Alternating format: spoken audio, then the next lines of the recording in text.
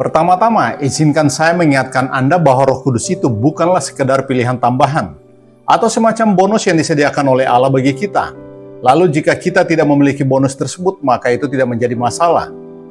Saya beritahu Anda, Kitab Suci dengan tegas mengatakan kepada kita, yang kita pertaruhkan di sini adalah keselamatan kita. Jika Anda tidak memiliki Roh Allah, Anda belum memiliki keselamatan. Setiap orang yang merupakan orang Kristen sejati yang benar-benar menyerahkan hidupnya kepada Allah akan mendapatkan Roh Allah yang bekerja di dalam hidupnya sekarang juga. Allah hidup di dalam diri Anda. Akan tetapi Anda bisa saja melumpuhkan gaya kerjanya. Anda bisa saja menekan pekerjaannya. Anda mungkin tidak membiarkan dia bekerja dengan leluasa di dalam hidup Anda. Itulah sebabnya mengapa Anda selalu dikalahkan. Inilah poin dari Kitab Suci yang ingin saya sampaikan kepada Anda, yakni tentang mengapa tanpa Roh Kudus Anda tidak bisa memiliki keselamatan. Alasan pertama, tanpa Roh Kudus Anda bukan milik Kristus.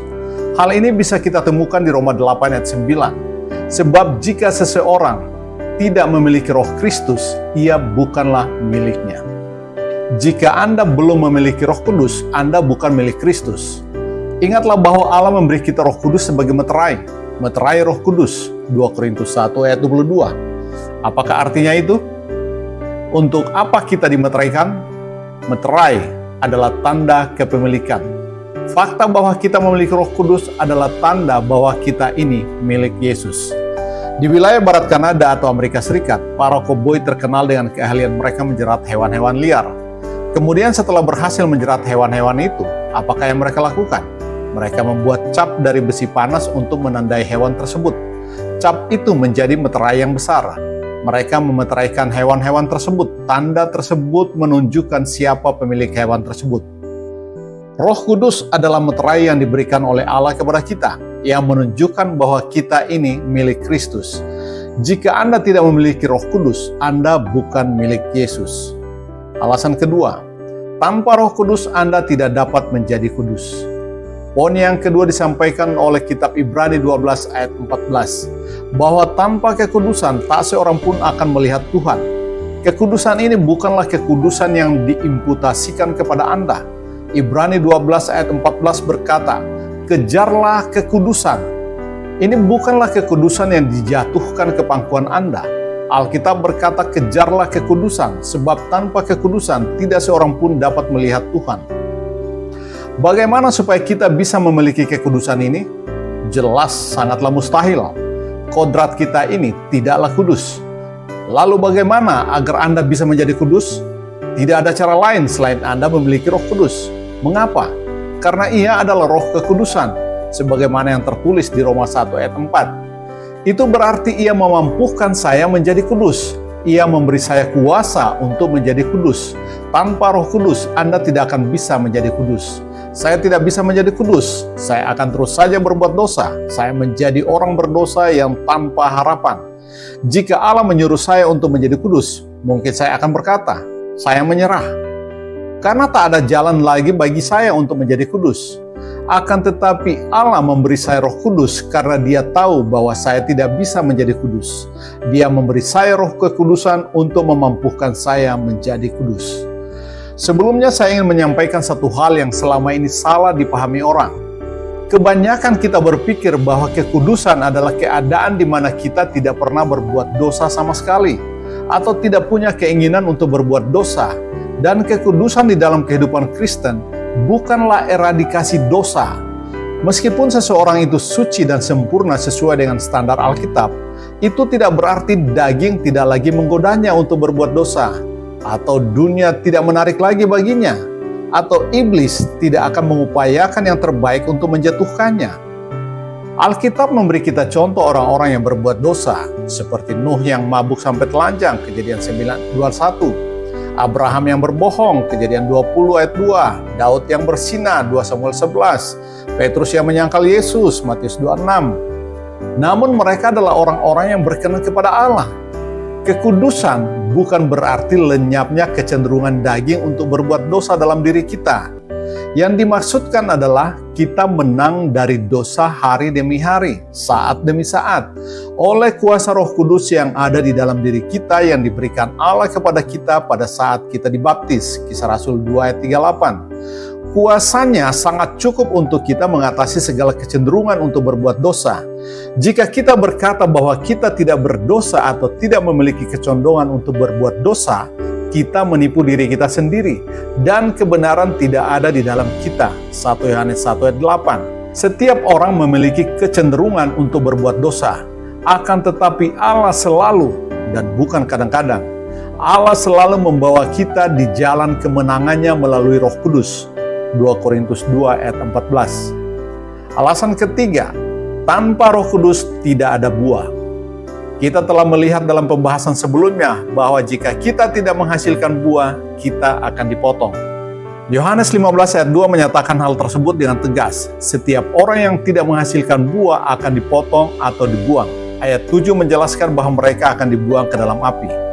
Akan tetapi bagaimana supaya kita bisa menghasilkan buah? Untuk dapat menghasilkan buah, kita harus memiliki hidup Allah. Dari mana kita bisa memiliki hidup Allah? Melalui Roh Allah yang telah Dia berikan kepada kita.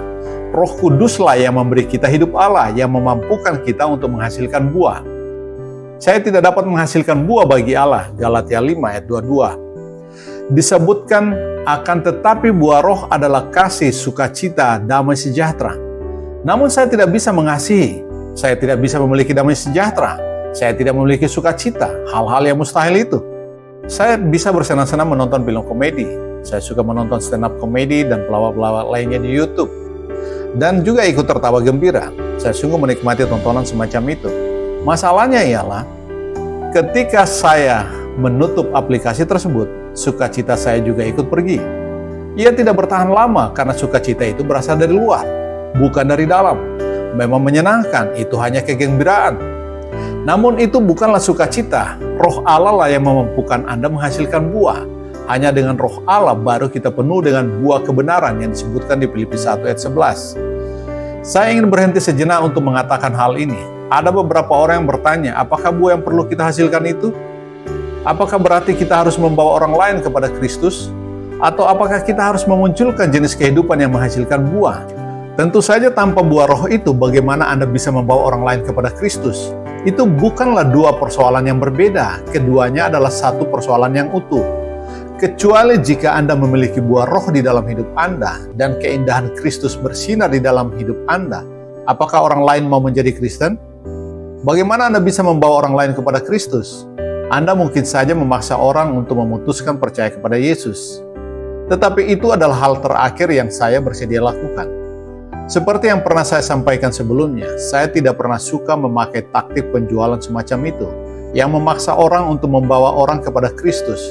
Jangan pernah memakai taktik semacam itu, atau memberi tekanan kepada orang lain untuk masuk dalam kerajaan Allah. Biarlah Allah melakukan pekerjaannya, janganlah memakai cara-cara dunia.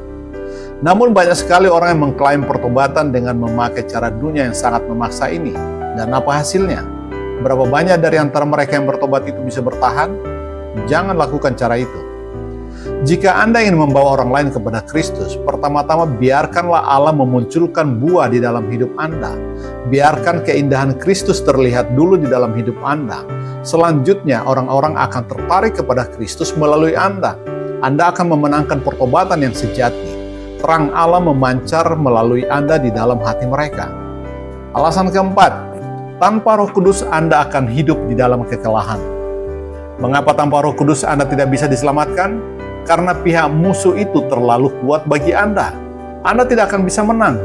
Iblis itu terlalu kuat bagi Anda. Pihak musuh akan menghancurkan Anda. Dunia terlalu kuat bagi Anda. Daging terlalu kuat untuk Anda. Anda tidak akan pernah bisa menang melawan mereka. Namun, oleh Roh Kudus Anda akan menang. Seperti yang dikatakan oleh Rasul Yohanes di 1 Yohanes 4 ayat 4. Ia yang ada di dalam dirimu lebih besar daripada ia yang ada di dunia ini. Hanya dengan demikian kita bisa memperoleh kemenangan.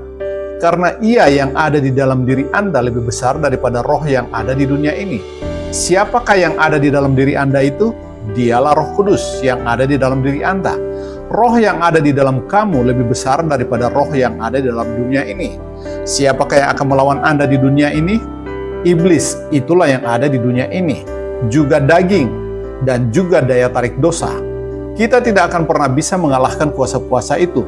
Setiap orang Kristen yang mengira bahwa dia bisa melawan semuanya itu sendirian, dia masih belum memahami persoalannya. Jika Anda berkeluh kesah karena Anda selalu dikalahkan, selalu jatuh dalam dosa, minta ampun kepada Tuhan, besoknya Anda berbuat dosa lagi, lalu minta ampun lagi, terus-menerus seperti itu, tentunya Anda sudah mulai menyadari bahwa pihak musuh memang terlalu kuat bagi Anda. Anda tidak akan bisa menang sebelum Roh Allah memenuhi diri Anda. Demikianlah, roh yang ada di dalam diri Anda jauh lebih kuat, lebih besar, lebih berkuasa daripada dia yang ada di dalam dunia ini. Yohanes 8 ayat 31-32. Jikalau kamu tetap dalam firman-Ku, kamu benar-benar adalah murid-Ku, dan kamu akan mengetahui kebenaran, dan kebenaran itu akan memerdekakan kamu.